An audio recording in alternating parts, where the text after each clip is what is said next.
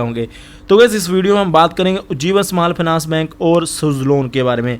तो गैस देखिए, ये दोनों स्टॉक के बारे में बात करने से पहले आपको बता दूं कि हर एक इंसान को जो नया रिटेल इन्वेस्टर होता है कुछ पेनी स्टॉक ढूंढने होते हैं। तो गैस देखिए, पेनी स्टॉक इसलिए ढूंढने होते हैं क्योंकि ये 10 मल्टीपल 8 मल्टीपल हमारी कैपिटल को करने का दमखम रखते हैं। तो गैस इसी रिगार्डिंग मैंने एक वीडियो बनाई थी। जब हम इनिशियली वीडियोस डाल रहे थे तो वहाँ पे मैंने आपको बोला था कि मोस्टली क्या करते हैं जो रिटेल इन्वेस्टर, वो पेनी स्टॉक को चूज़ करते टाइम ना एक गलती कर देते हैं। वो ये देखते हैं, सिर्फ वो क्या देखते हैं, वो सिर्फ एम्फसाइज ये करते हैं कि प्राइस 50 पैसे है, 60 पैसे है, या फिर 2 रुपये प्राइस है, 5 रुपये प्राइस है। वो चीज़ नहीं देखते कि यार कंपनी का कितना आगे स्कोप है बढ़ने का और कंपनी के फाइनेंशियल्स ही कैसे हैं। तो उसी वीडियो में मैंने आपको एक और बात बोली थी कि अगर आप ऐसे पेनी स्टॉक चूज़ करना चाहते हो ना, तो मैंने आपको 4 स्टॉक बताए थे। गाइस देखिए, जो मैंने 4 आपको स्टॉक बताए थे ना, वहाँ पे मैंने आपको उज्जीवन स्मॉल फाइनेंस बैंक बोला था, सुज़लोन बोला था, IRFC बोला था, एंड साथ ही साथ में मैंने आपको जेस बैंक बोला था। तो गैस देखिए, जेस बैंक तो अभी भी उतना भागा नहीं है, बाकी शेयर तो वहाँ से 3-4 गुना हो गया है। तो अब गैस देखिए, ये यहाँ से आपको फिर से एक बात समझ लेनी चाहिए कि अगर आप एक पेनी स्टॉक भी चूज़ करना चाहते हो ना, तो वहाँ पर आपको ये नहीं होना चाहिए कि यार प्राइस 2 रुपये 3 रुपये, पहले 500 का होता था, अभी 3-4 का रह गया। तो वो भी देखिए ना कि वो इतना सस्ता क्यों हुआ है।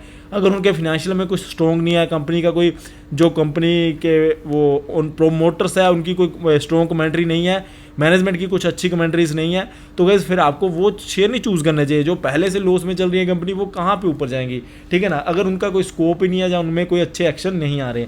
वहीं पे गाइज अगर मैं बात करूं उज्जीवन स्मॉल फाइनेंस बैंक की, तो गाइज देखिए, इसने ये चीज़ को साबित किया है। अगर आपको कोई सस्ता स्टॉक मिल रहा है, ये आपको सस्ता मिल रहा था, आपको ये 16 रुपये का मिल रहा था उस टाइम पे जब मैंने ये वीडियो बनाई थी, लगातार वीडियो बनाई, और मैंने वहाँ पे आपको एक बात बोली थी कि लिस्टिंग के बाद ना गाइज, जब ये लिस्ट हुआ था शेयर, फिर थोड़े टाइम बाद कोविड आ गया था, 1-1.5 साल बाद, तो गाइस देखिए उसका इम्पैक्ट पड़ा, ये शेयर रैली में गया ही नहीं था। तो मैंने आपको बोला था कि इसके 60 के लेवल तो नॉर्मल है।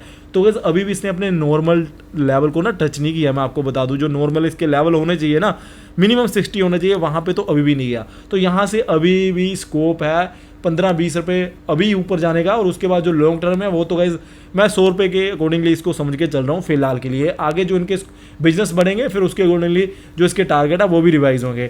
तो अब हमें क्या करना चाहिए, देखिए गाइस, जिन्होंने नीचे लिया था ना 16, 18, 20, 23, 25, क्योंकि ये 22-23 के ऊपर कंसोलिडेट किया था, 30 पे भी खरीदा, तो गाइस उनको यहाँ पे घबराने की जरूरत नहीं है। मैं आपको लिख के दे सकता हूँ, ये अब 20-22 का तो होगा नहीं कभी भी, अब ऊपर ही रहेगा। तो आपने अच्छी इन्वेस्टमेंट की, आप स्ट्रॉन्गली उसको होल्ड करके चलिए। अब जिन्होंने नई एंट्री करनी है तो उनको क्या करना है, तो गाइस देखिए, मैं आपको बता दूं कि यहाँ पे अब ये ना नॉर्मल जो इसका प्राइस है उसके आसपास ही है। तो ये नहीं है कि हाँ, अब ये मत सोचिए कि ये शेयर भाग चुका, अब शायद नीचे ना चला जाए, नीचे जाने का 2-4 पे नीचे चला जाए, that is a different thing. But ये यहाँ पे इसमें कुछ ऐसा है नहीं कि ये बहुत नीचे चला जाए।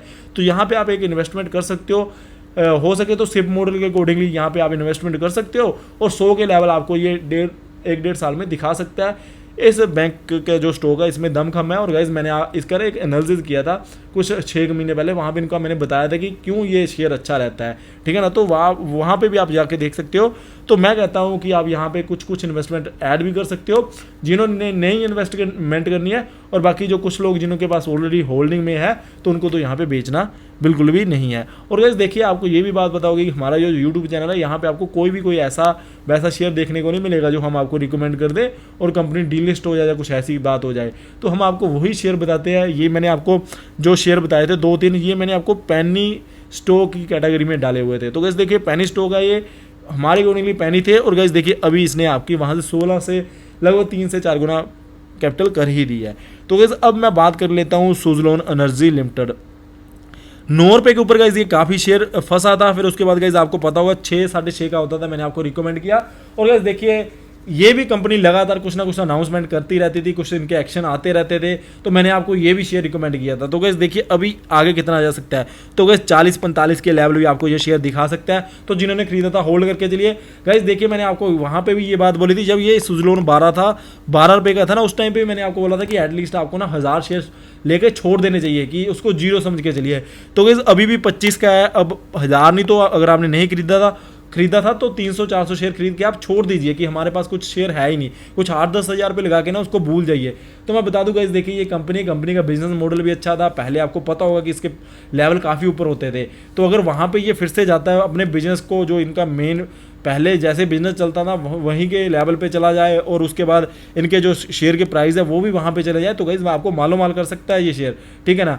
तो अगर आप भी कुछ ऐसे पेनी स्टॉक ढूंढ रहे हो, ठीक है ना, तो वहाँ पे आपको ये देखना चाहिए कि जो ये 2 स्टॉक और उसके साथ जेस बैंक है, ये तीनों स्टॉक को आपको रडार के ऊपर रखकर चलना चाहिए और इनको आप अभी भी खरीद सकते हो। ऐसा नहीं है कि हाँ अब ये भाग गया है तो हम इसको नहीं खरीदेंगे, तो आप इसको अभी भी खरीद सकते हो। और जिन्होंने खरीदा था 6, 8, 10, 12, 14, 15 कहीं पे भी खरीदा है, उनको तो भाई बेचना ही नहीं है, ठीक है ना। 100 का हो जाए, 150 का हो जाए, जब हम आपको बता देंगे जब भी आपको बेचना होगा, अदरवाइज आपको इसके बारे में, बेचने के बारे में तो सोचना ही नहीं चाहिए। और गाइस इवन मैंने आपको ये भी बात बोली थी कि आपको ना कुछ ऐसी चीज़ करनी चाहिए कि आपके पोर्टफोलियो 2 होने चाहिए। एक पोर्टफोलियो ऐसा होना चाहिए जिसमें आप ट्रेडिंग यहाँ पे इंट्राडे या फिर आप एफएनओ कर रहे हो और जिसमें आप कुछ ऐसे शेयर लेके चल रहे हो जिसको आप स्विंग ट्रेड करते हो। बाकी एक आपका ऐसा पोर्टफोलियो होना चाहिए जिसमें आपके कुछ ऐसे शेयर है जिनको आप लेके भूल जाओ।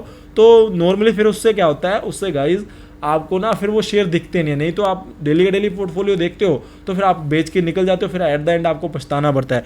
तो गाइज आप एक ना चीज़ इमेजिन करके देखिए, ये ना जब 4 रुपये का 6 रुपये का शेयर होता था ना, तो वहाँ पे 10,000 शेयर आपके 60 रुपये के आते, 60,000 के आते या 40,000 के आते, ठीक है ना। अभी गाइज आपने 10,000 शेयर लेने हो ना तो आप नहीं ले पाओगे, क्योंकि 25 रुपये का शेयर हो गया, तो फिर आप सोचोगे 2.5 लाख रुपये लगाने पड़ेंगे।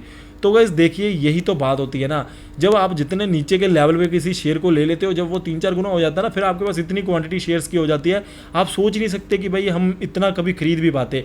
अब IRFC में देख लीजिए गाइज, जब वो 20 का होता था तो लोग 10,000 शेयर भी ले लेते थे। अब गाइज 10,000 लेना हो ना तो एक बार सोचना पड़ता है। तो यही बात है गाइज, ये जो आप पेनी स्टॉक ढूंढते हो तो उनकी जगह आप ऐसे कुछ शेयर जो कि मैंने ऑलरेडी आपको रिकमेंड किए थे, सुजलोन या फिर Ujjivan small finance bank, level तो मैंने आपको बता दिया कि ये भी 40-45 का थोड़े टाइम में हो सकता है। और जो ये उज्जीवन स्मॉल फाइनेंस बैंक है, इसका तो मैंने गाइस आपको डेफिनेटली बता ही दिया, 1-1.5 साल में 100 रुपीज़ को भी ये टच कर सकता है, ठीक है ना। तो जेस बैंक को भी आप रडार पर रख के चलिए। ये तीनों स्टॉक ना आपको एटलीस्ट होल्डिंग में रख के चलने चाहिए। जैसे कि एक तरीके का सट्टा लगा के चलिए कि ये हमारा सट्टा है, 10 गुना पैसे हो गए तो ठीक है, नहीं तो डबल कैपिटल हो जाएगी 10 साल बाद, 5 साल बाद, वो भी सही है। तो उस अकॉर्डिंगली, उस माइंडसेट से आपको इन शेयर्स में इन्वेस्टमेंट कर लेनी चाहिए। Thank you guys for watching. जय हिंद।